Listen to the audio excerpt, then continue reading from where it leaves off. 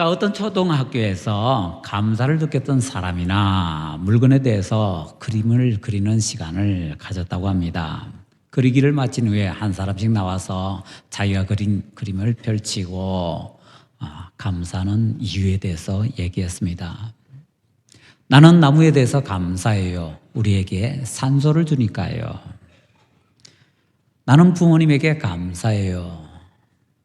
부모님이 없었다면 내가 지금 이 자리에 있을 수가 없으니까요. 그때까지 멍하니 혼자 다른 곳을 바라보고 있던 한 소년이 자기 차례가 되어서 앞에 나왔었습니다. 그리고는 자기 그림을 폈는데 아무 말도 하지 않고 그냥 그림을 들고 서 있는 겁니다. 그 그림 속에는 어떤 사람의 손이 그려져 있었습니다. 손그림만 들고서 아무 말도 하지 않으니까 분위기가 이상해집니다. 그때 선생님이 재치 있게 이렇게 얘기를 하죠. 여러분, 저 손이 누구 손인지 한번 알아맞추는 게임을 해볼까요? 이제 아이들이 막 소리를 던집니다. 예, 경찰 손이에요. 이런 저런 손 막 얘기합니다. 그때 한 아이가 얘기합니다. 자기 손이래요. 그때 이 아이가 선생님을 가리키면서 이렇게 얘기합니다. 이건 선생님 손이에요.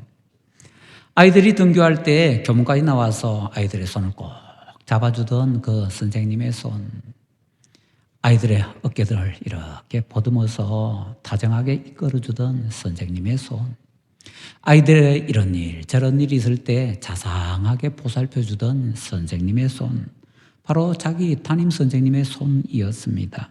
그제 비로소 교실에 있는 모든 사람들은 평소에 익숙함에 속아서 고마움을 잊어버렸었구나라는 것을 깨닫게 되었다고 합니다. 오늘 우리 본문에서는요, 그런 익숙한 일에 대해서 감사를 하는 여부에 따라 사람의 인생이 어떻게 달라지는가라는 것을 보여주고 있습니다.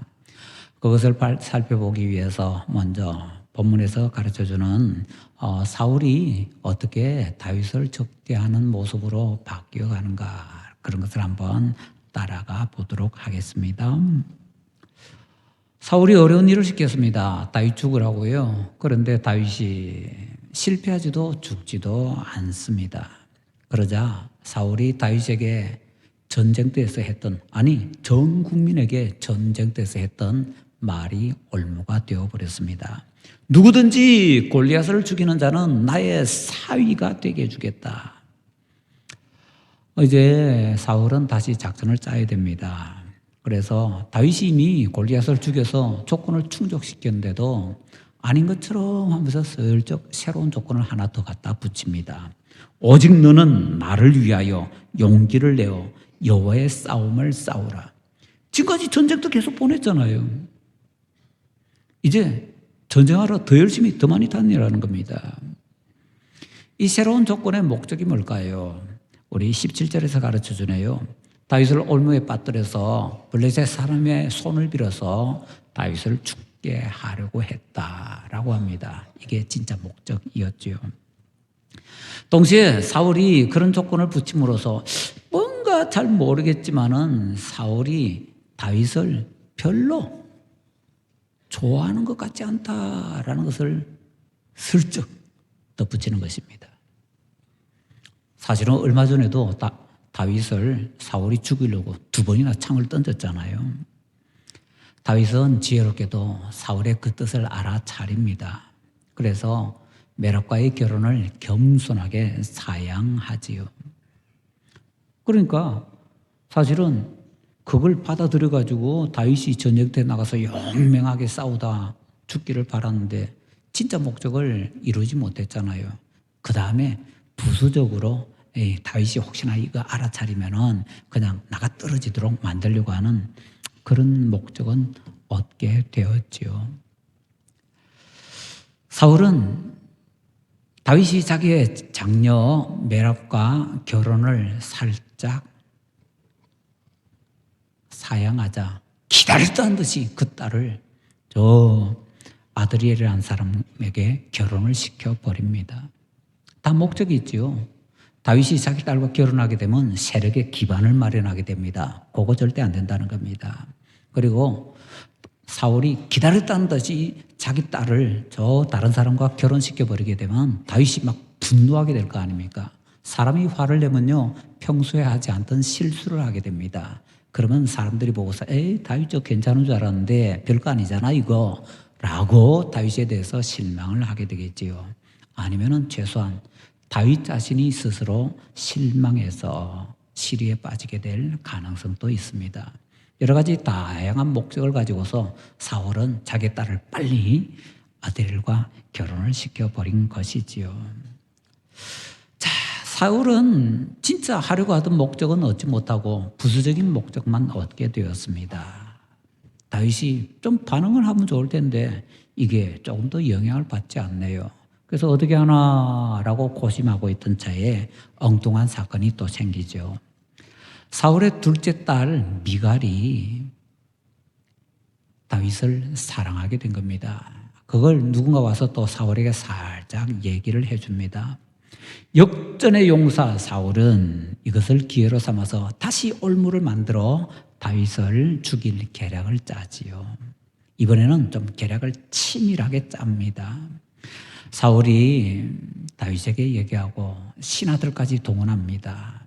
신하들에게 다윗 당신은 저 왕의 딸과 결혼할 자격이 있다. 왕의 부모가 되는 그런 자격이 있다라는 것을 얘기하게 만듭니다. 그러면서 다윗에게는요, 여러 사람들이 얘기해서 좀 거부 못하도록 만들고, 신하들은 이상하다. 저 왕이 골리앗 죽이면은 결혼시켜준다 해놓고는 뭐 갑자기 그 딸을 저 다른 사람하고 또 결혼시키고, 저 왕이 혹시 속에 딴 생각이 있는 거 아니야? 사울에 대해서 의구심 품고 있는 것, 그것도 다 해결할 수 있도록 만드는 뭐 하나의 일을 가지고 몇 가지 목적을 다 이루는 그런 멋진 찬스를 만들어서 적절하게 잘 활용을 했습니다. 사울은 이제 다윗에게 원래 자기들의 그 문화적인 풍속이었던 신부 몸값으로 주는 지참금, 그거 다윗이 가난하니까 그거 내지 말고 그 대신에 블레셋 사람들의 포피 100개를 내도록 요구를 하였습니다. 그것은요, 다윗이 블레셋 사람 100명을 죽였다는 증거가 될 수가 있습니다. 왜냐하면 이스라엘 남자들은요, 태어난 지 8일 만에 할례를 받기 때문에 남자 성기 끝부분을 이제 끝에 있는 그 부분을 포피라고 하는데요, 그 포피가 없거든요. 그런데 남자 어른의 포피 100개를 가져온다는 것은 이스라엘 사람이 아닌 성인 남자 100명을 죽였다는 거거든요. 그건 이제 블레셋 사람이 맞는 거지요. 당시에는 이스라엘이 블레셋과 전쟁을 하지 않고 있습니다. 그렇기 때문에 다윗이 만약에 블레셋 사람을 죽이려면요, 자기 호를 단신으로 또는 자기 부하 몇 명만 데리고 블레셋 진영으로 가서는 블레셋 사람들을 죽게 됩니다. 보나마나 군인들이겠죠. 그러면은 10중 8구 수적인 열세 때문에 다윗이 죽게 될 것입니다. 혹시나 다윗이 어떻게 재수가 좋아가지고 100명을 죽였다고 칩시다.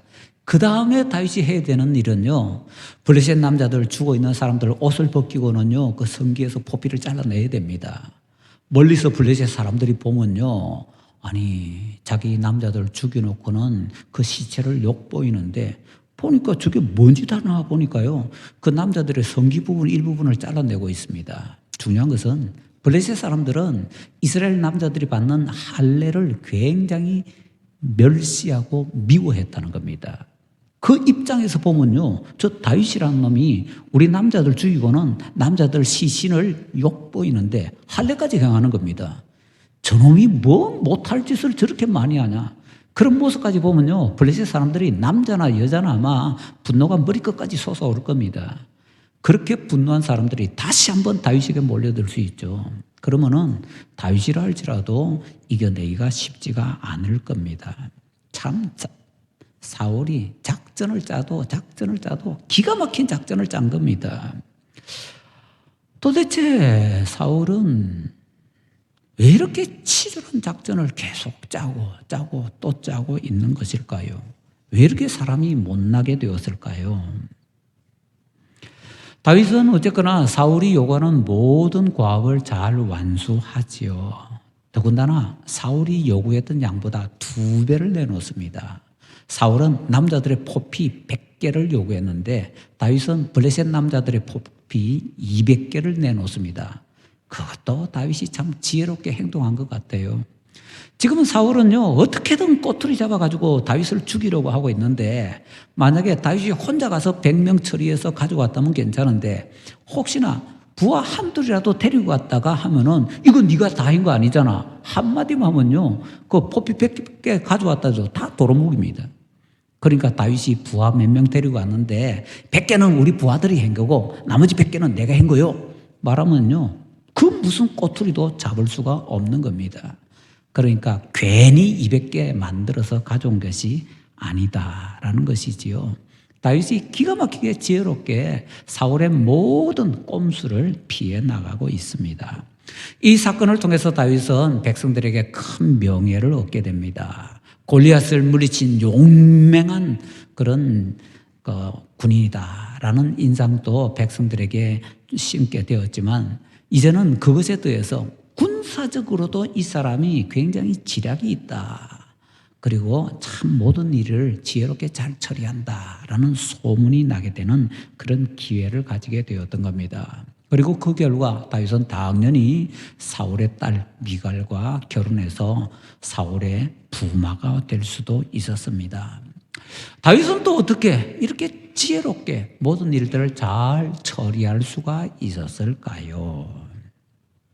자, 그런 것을 알아보기 전에 사울이 알게 된 것 몇 가지만 한 번 더 살펴보도록 하십시다.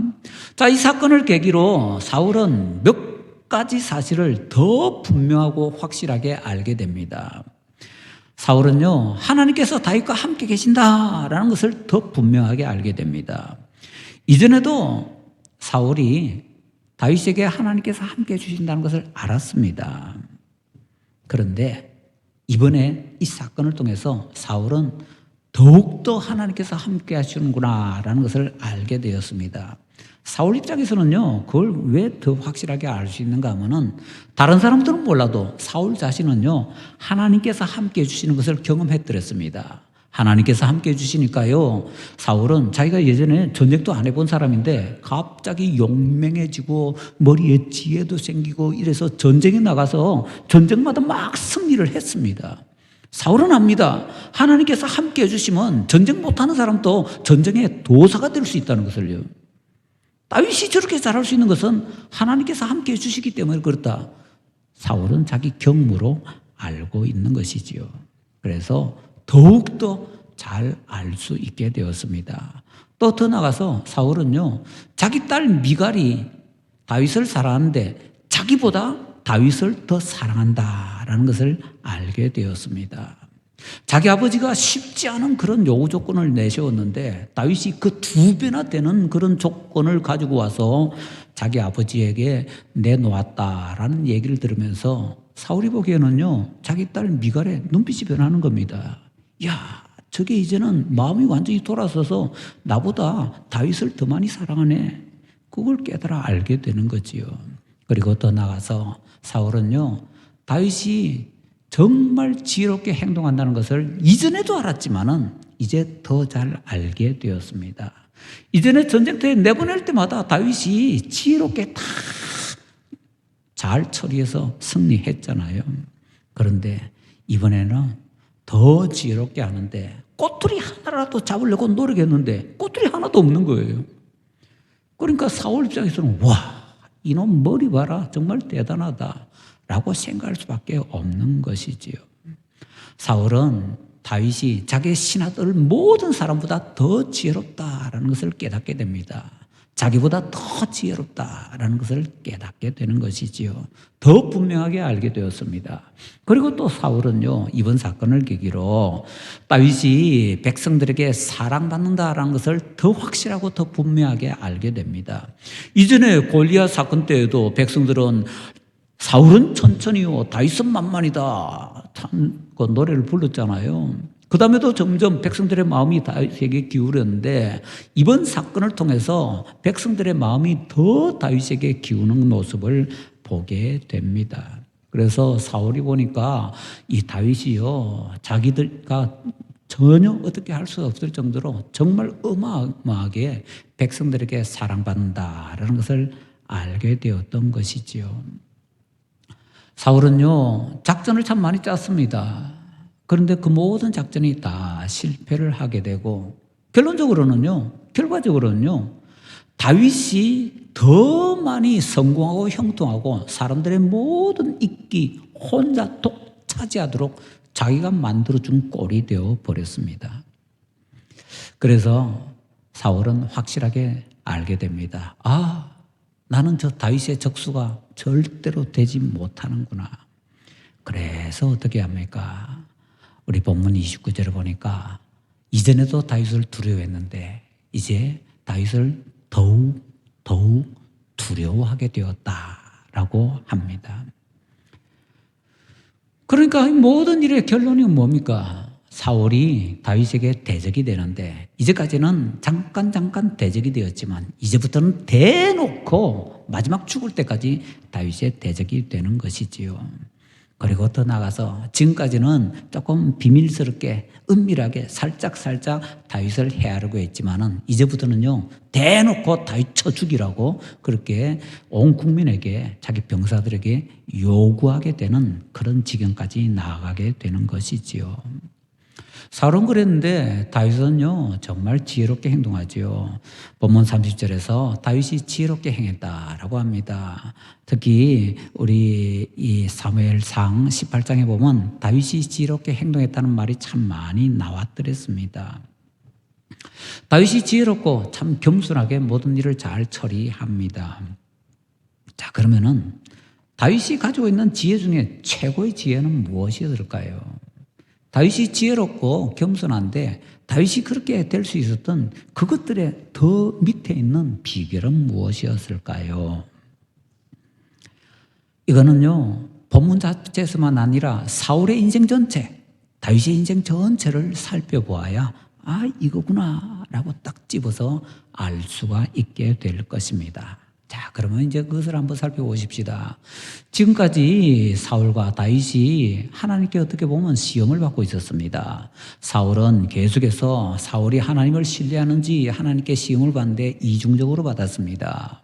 하나님을 신뢰한다면 자기 마음속에 생기는 시기질도 잘 처리할 수 있을 것인데, 그리고 더 나가서 사람들에게서 받는 인기 조금 잘 정리하고 관리할 수 있을 텐데, 그런데 문제는 사울은 이 두 시험에 다 실패를 하게 되지요. 그래서 사울은 시기 질투에 불타서 다윗 죽이려 하게 되고요, 사람들의 인기를 얻기 위해서 난리를 치다가 그만 하나님의 이 두 시험에 다 불합격하게 됩니다. 갈수록 일을 그르치게 되는 것이지요. 다윗을 제거하려던 그의 모든 계획이 오히려 다윗을 더 대단하게 만드는 결과를 만들게 되자 사울은 분노로 어쩔 줄 몰라 하게 됩니다. 그래서 사울은 더 다윗을 자기의 큰 대적으로 만들지요. 문제는요, 다윗을 대적으로 만드는 만큼 더욱더 사울은 하나님을 자신의 큰 대적으로 만들게 되었더라라는 것이지요. 우리 여름철에 되면요, 가끔 가다가 저 놀이동산 가는데 그냥 놀이동산이 아니라 물놀이동산 가게 되지요. 물놀이동산 가게 되면은 거기서 가장 인기 있는 게 뭐죠? 미끄럼틀이잖아요.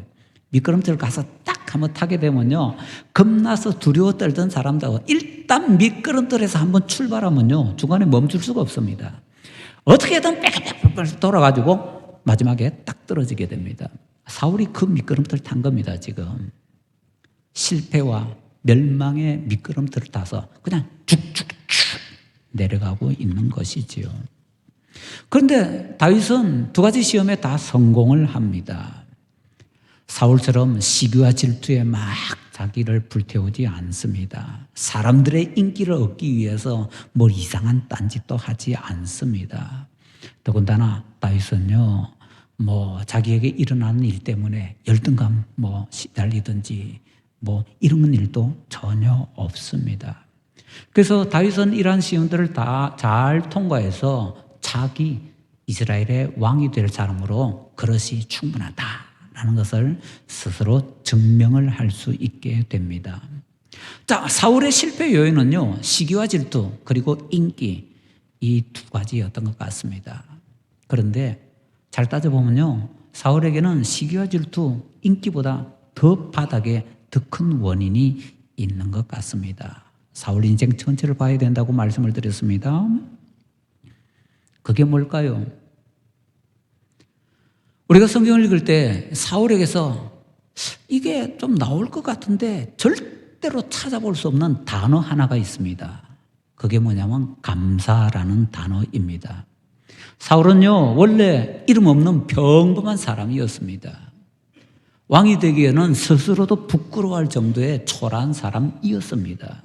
그런 사람을 하나님께서 왕이 되게 만들어 주셨잖아요. 그러면 하다못해 체면치리라도 하나님께 감사 표현할 수 있는 것 아닙니까? 사울의 인생에 있어서 하나님께 대한 감사는 단 한 번도 없습니다.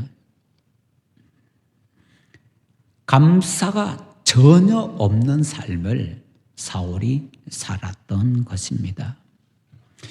우리 성경이 구약이 39권이고 신약이 27권이죠. 조금 더 들어가 보면요, 구약이 929장이고 신약이 260장입니다. 합계 1189장입니다.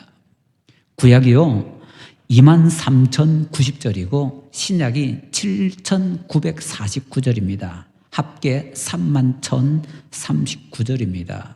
아유, 뭐 성경이 3만 몇 절이라고 그런 얘기까지 하나? 예, 오늘은 이유가 있습니다.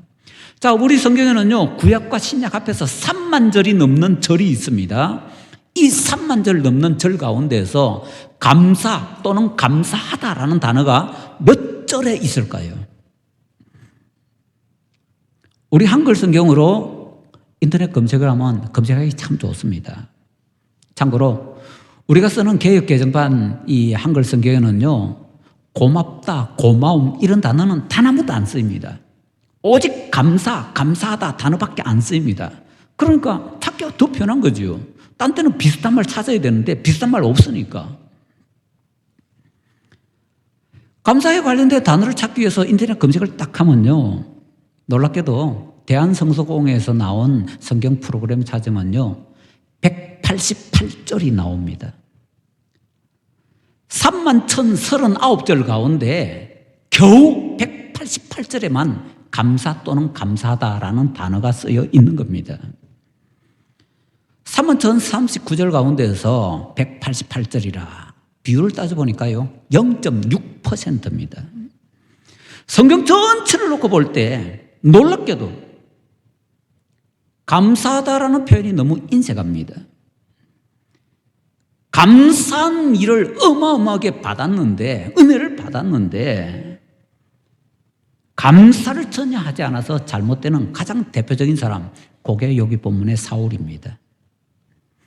그렇다면 성경에서 감사를 가장 많이 하는 사람이 누구일까요? 성경에서 감사를 최초로 하는 사람이 누구일까요? 안 봐도 답은 정해져 있죠. 다윗입니다. 자, 우리 사무엘상 펴놨으니까 사무엘하 한번 가볼까요? 사무엘하 22장 가십니다. 사무엘하 22장 50절을 보십니다. 그 앞에 49절을 같이 봐야 되는데 지금 상황하고 같이 엮인다는 것을 49절부터 봐야 되는데 시간상 50절 한 절만 보시겠습니다. 50절 같이 읽습니다. 이러므로 여호와여, 내가 모든 민족 중에서 주께 감사하며 주의 이름을 찬양하리이다. 아멘. 주께 감사하며 나왔지요. 우리 성경책에서요, 사람이 하나님께 감사한다라는 표현이 쓰인 최초의 성경 구절이 이 구절입니다. 더 놀라운 거 말씀드릴까요? 창세기 1장부터 사무엘하 22장 바로 여기까지 이 수많은 구절에 감사라는 단어는 딱 4번 나옵니다. 그것도 하나님께서 감사 제물을 드릴 때 감사제와 관련된 그때 하나님께서 말씀하시는 네 부분에만 감사라는 단어가 나오고요, 사람들 가운데서는 그 누구도 하나님께 감사하다는 표현을 하지 않습니다. 성경에 기록되어 있는 인물 가운데 하나님께 감사합니다 라고 고백한 최초의 사람은 다윗입니다. 혹시 아셨어요? 성경에서 처음 나오는 어떤 단어와 처음 관련되는 사건들은 굉장히 중요한 의미를 가지고 있습니다. 자, 그리고 감사를 조금 더 성경 살펴보면요, 여기 다윗에 관한 부분 다음에 열왕기 상에 가면은 솔로몬과 관련돼서 감사라는 단어가 몇 번 나옵니다. 딱 3번 나오는데요, 그것도 솔로몬이 하나님께 감사했다는 게 아니고 감사 제사 드렸다는 겁니다. 역대상에 가면 드디어 감사라는 말이 막 쏟아져 나오기 시작합니다. 그런데 역대상에 나오는 그 감사들은요, 거의 다 다윗과 관련되어 있습니다. 다윗이 찬양대를 만듭니다. 찬양대의 공식 의무를 다윗이 뭐라고 줬는가 하면요, 감사하고 찬양하는 것으로 주었습니다. 찬양대 노래만 하면 찬양대 아닙니다. 찬양대 먼저 해야 되는 의무는요, 감사입니다. 감사하고 찬양하는 것이 찬양대입니다. 찬양만 하면 노래하는 사람입니다. 그냥 노래 다니지 찬양대 아닙니다. 그것이 역대상에서 가르쳐주고 있는 내용들입니다. 그 다음에 시편으로 넘어가게 되면요, 중간에 감사 제사와 관련해서 감사라는 단어가 몇 번 쓰입니다. 시편으로 넘어가게 되면은 시편 6편 5절에서 감사가 시작됩니다. 그거 다윗의 시편입니다. 성경 전체에 감사라는 단어가 쓰인 구절이 188절밖에 없다고 했습니다. 그런데 시편에는요, 감사라는 단어가 75절에 나오고 있습니다. 그러니까 성경 전체 188절밖에 없는데 그 중에 75절이 시편이니까 따지면은요, 성경에서 시편이 차지하는 감사절은요, 약 40%가 됩니다. 시편은 150편입니다. 75절이 감사를 표현하고 있으니 시편의 절반 정도는 하나님께 감사하고 있다라고 얘기를 해도 괜찮을 것 같습니다. 시편은 전체가 2461절입니다. 그 중에서 75절이니까 다시 시편 전체의 퍼센트로 따지면 시편 전체 중에서 감사는요 3%입니다. 성경 전체에서는 0.6%라고 했지요. 성경 전체보다 시편은요 5배 더 감사가 많습니다. 그리고 그 감사가 쓰인 시들을 제목 보면은 누가 썼다 나오잖아요. 거의 대부분 다 다윗입니다. 성경에서 감사를 최초로 표현한 사람 다윗이고요, 감사를 가장 많이 표현한 사람 다윗입니다. 다윗은 문자 그대로 감사의 사람입니다. 다윗의 별명 사실은요 감사의 사람이라고 붙여야 됩니다. 사울과 다윗의 모든 것이 어디에서 결정났을까요? 바로 이 감사에서 결정났습니다. 사울과 다윗의 형통, 실패 여부는 무엇이 갈라놓았는가? 바로 이 감사가 갈라놓았습니다. 사울의 치졸한 삶은 감사 없는 삶의 결과입니다. 다윗의 형통한 삶은요 감사 있는 삶의 결과입니다. 그렇다면 하나님께서 사울과 다윗에게 여러 가지 시험을 치렀다고 했는데요, 최종 자격 시험은 무엇이었을까요? 감사 시험이었습니다.